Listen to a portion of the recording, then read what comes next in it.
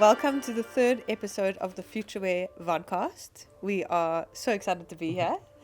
I'm really lucky today to be sitting here with Alizwa, who is one of our designers in the Futurewear program this year, and with Gabby, who is a garment technician and specialist at PnP Clothing.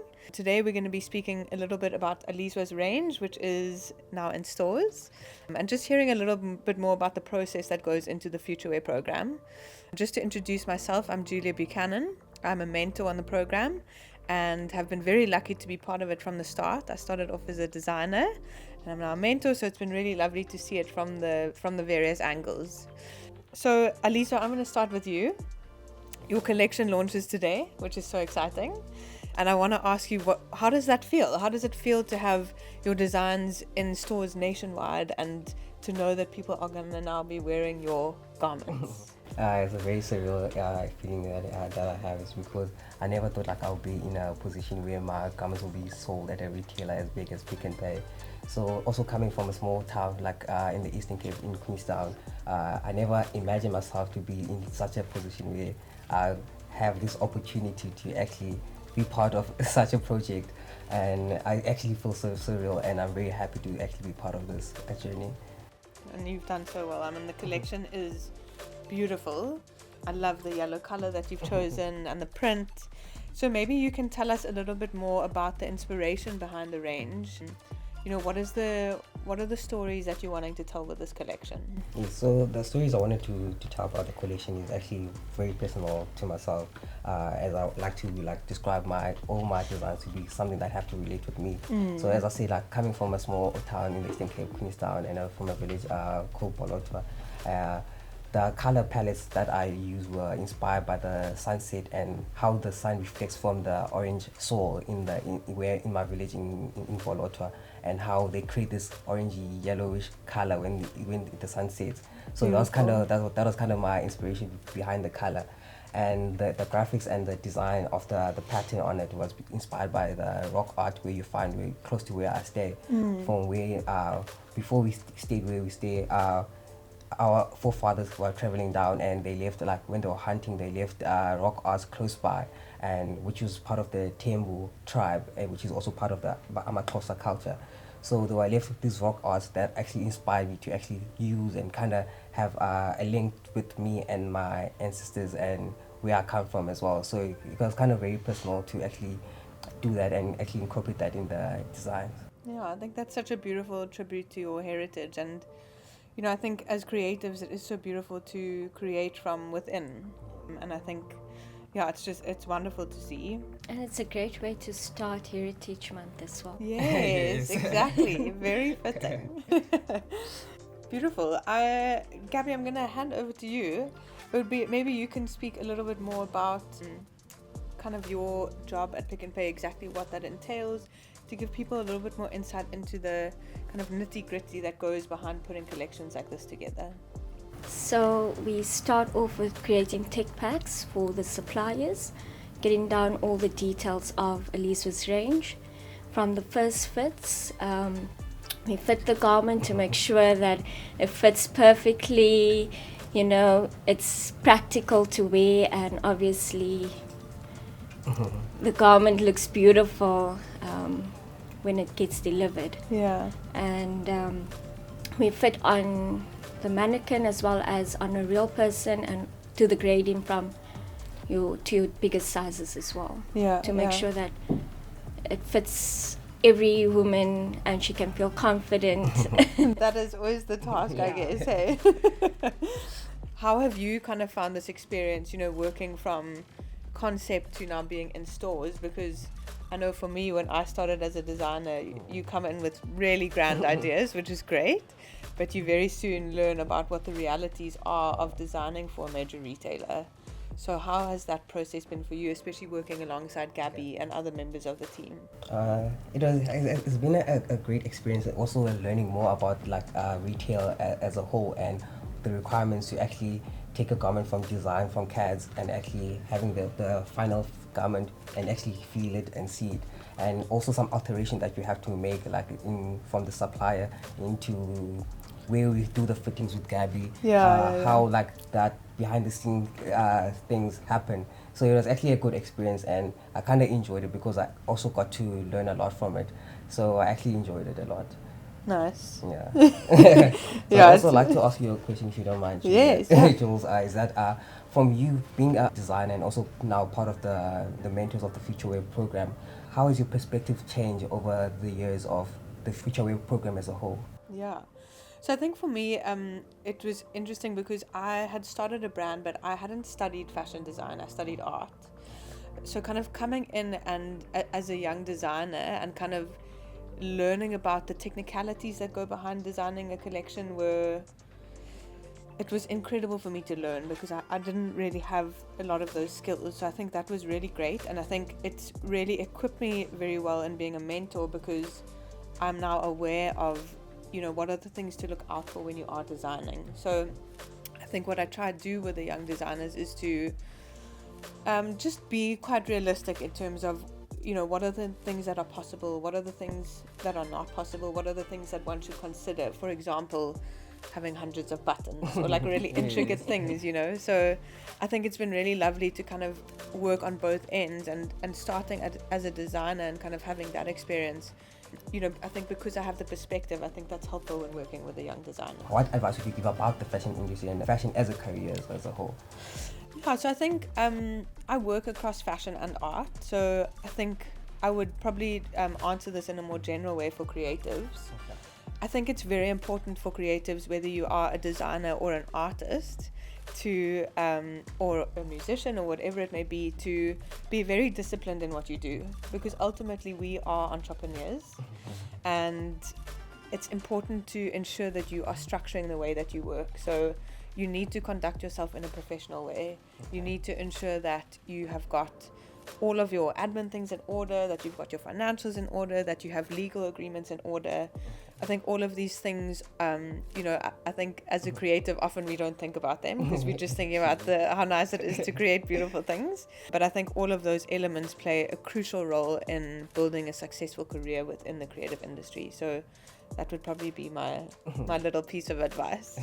So as you mentioned a lot about feedback and actually adjusting. So for what advice would you give to us as like accepting feedback and while also having a creative perspective or an idea, and how do you actually apply that into your designs along the process of actually accomplishing them and actually putting them out there for people to buy or showcase or display? Yeah, it's a tricky one because creating is such a personal process. I mean, especially given now how you've described the inspiration behind your range. So I think it's difficult sometimes not to take feedback personally. We mustn't take it personally. And I think especially in the early stages of your career, one needs to be like a sponge. So you need to try and learn as much as possible.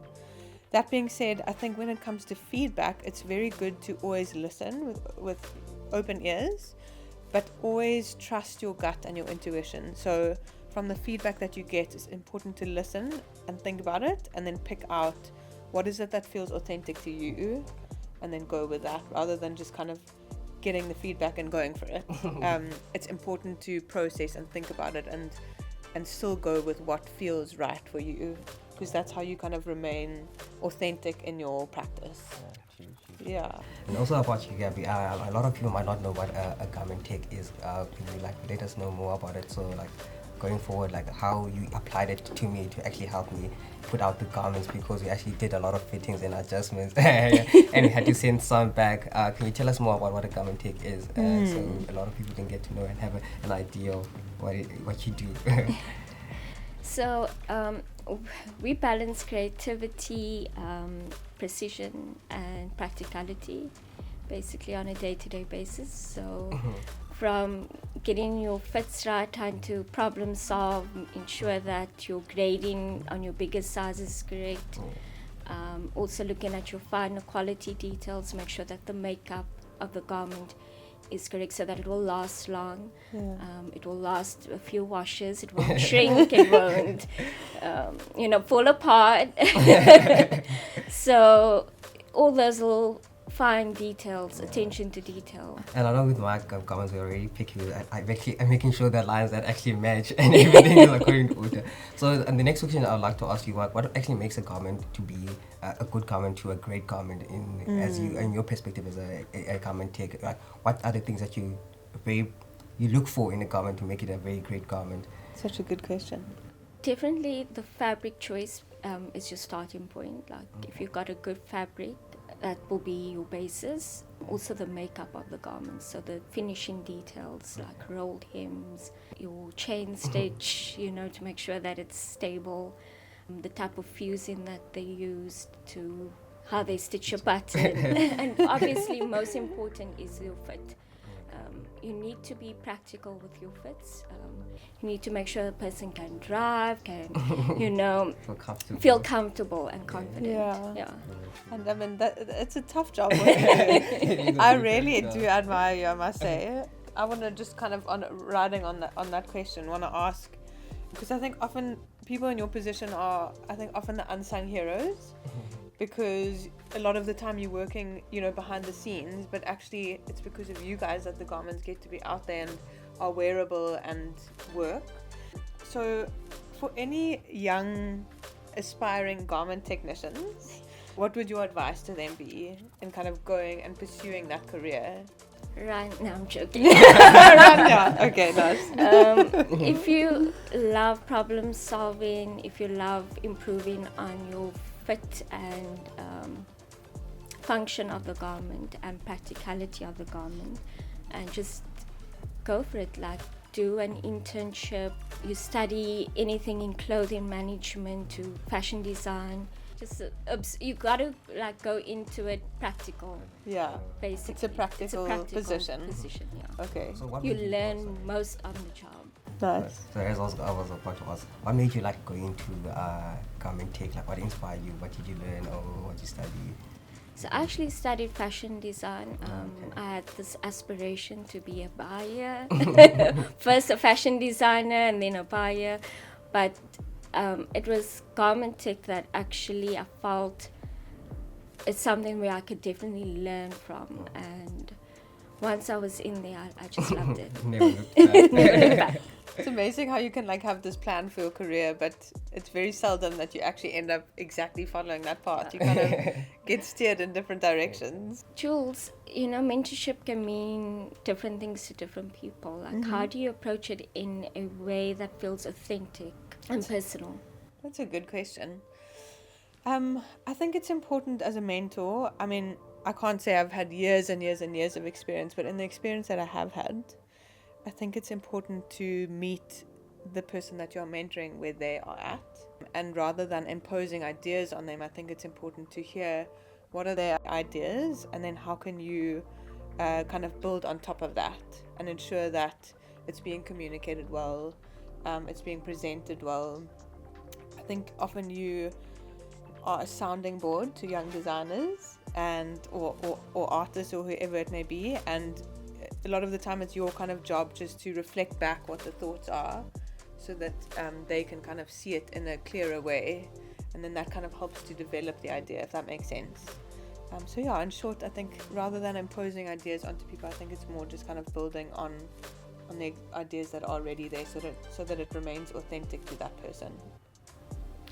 And Alizwa, what's the one piece of advice that you would give someone who's aspiring to be a designer? I'll say just keep trying, keep on knocking on the doors. You never know where the next opportunity lies for you and how you can grow in the fashion industry. And also me being part of having this opportunity, I never expected it, but then now I'm here and I actually learned a lot from it and actually gained a lot of experience about the fashion industry as a whole and how one takes a garment from design and actually having it in stores. That was a very big learning curve for me in the fashion industry. So I'll say just keep on knocking, keep on trying, and love fashion more than you love the outcomes of it. So you don't go tired in the journey, because you just wanna show yourself to the world. So just enjoy the process more than any other thing around it. So that's what I can say to anyone else who kind of be. And how did you first hear about the Futurewear program? So I heard about the Futurewear program on campus by one of my lecturers. Like, this is something that I should actually try out, and she sent me an email. So I was like, okay, let me try this. So I did. Well Yeah. done. Thank goodness you did. Keep Yeah. on knocking, never let an opportunity pass. I want to ask an open question to both of you guys. What do you think the fashion industry needs more of right now, especially from platforms like Futurewear? I'll say, from my experience or my perspective, that and I'll have a more, a perspective of it, is that we need more authentic and more South African design or creators to actually portray what South African designers can do, or what us as South African perspective is, and not actually adopt perspectives of like international and European designers and influence it into South Africa. So like a lot of people know as African fashion as something that has to do with wax prints. So to kind of give them a new perspective on what actually African designers and African fashion is, by introducing ourselves and South African personality to the design. Yeah, I couldn't agree with you more. I think very often people kind of feel like they need to sit within this certain stereotype, and I think it's really important that local designers are setting the bar for competing internationally.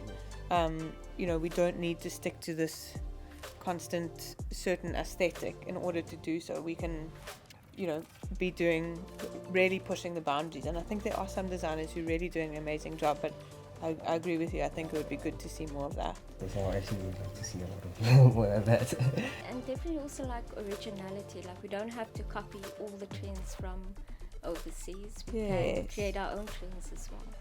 Okay, so Alizwa, maybe you could give all of the viewers a bit of an insight into the range. So maybe you could highlight a few of your favorite pieces, and maybe just share what the inspiration was behind these pieces.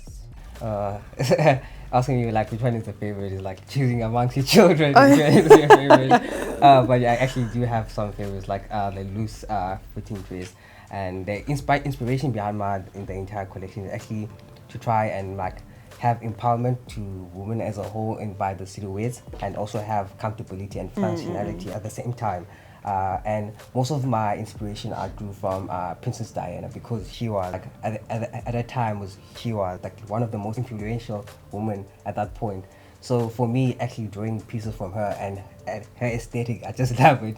Icon. Such an icon. So I kind of tie that to one thing, and actually putting it towards the summer season as well, and actually having like a holiday vibe to it as well. So one of my favorite designs is like the loose fitting one, where you can tie with the belt. Either you can choose how to wear it. Either you tie from the front, you tie from the back, or you just leave it hanging. So I actually like that design. And the other one is like the shorts with the shirt. So that's a cute set.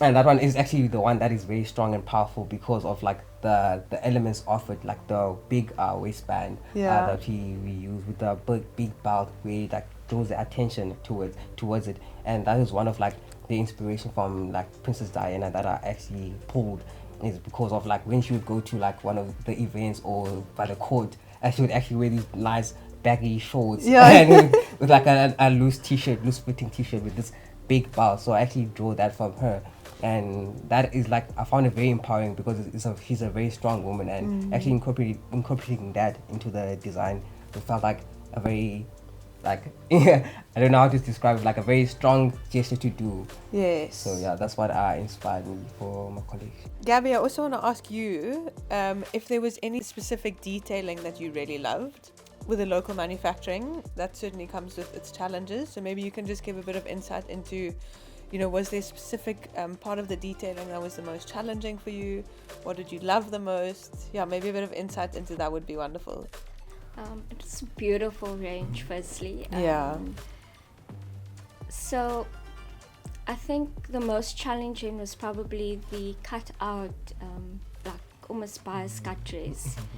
And that was also to ensure that your cut out doesn't grade too big, because it's on a lady's love handle, so you don't obviously want You accentuate the right parts.